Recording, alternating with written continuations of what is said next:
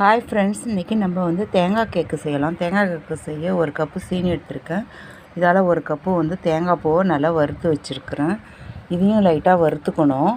நெய் ஒரு 50 கிராம் இருந்தால் போதும். கொஞ்சோண்டு ஏலக்காய் தூள் இருந்தால் போதும். இப்போ வந்து சீனி முழுகிற அளவுக்கு தண்ணி ஊற்றி நம்ம பாகு வைக்கலாம். சீனி போட்டு அது முழுகிற அளவுக்கு தண்ணி வச்சு பாகு காய்ச்சிட்ருக்கேன். இது பதம் வந்ததும் நான் காமிக்கிறேன். பக்கத்தடுப்பில் வந்து சின்ன எண்ணெயில் வந்து நெய் ஊற்றி உருக்கிட்டுருக்கேன்.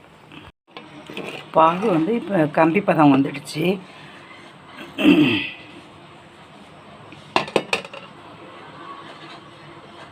இந்த ஸ்டேஜில் வந்து நம்ம தேங்காய் பூவை இதில் போட்டு இப்போ கிண்ட வேண்டியது தான் ஃப்ரெண்ட்ஸ்.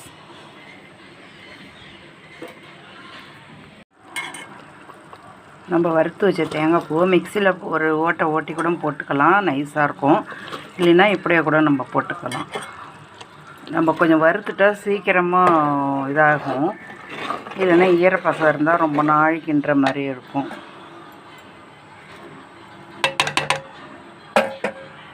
இப்போ கொஞ்சம் ஏலக்காய் தூள் நம்ம போட்டுக்கலாம். நம்ம இந்த வறுத்து வச்ச கடலை மாவு வந்து இப்போ கொஞ்சம் கொஞ்சமாக நம்ம சேர்த்துக்கலாம்.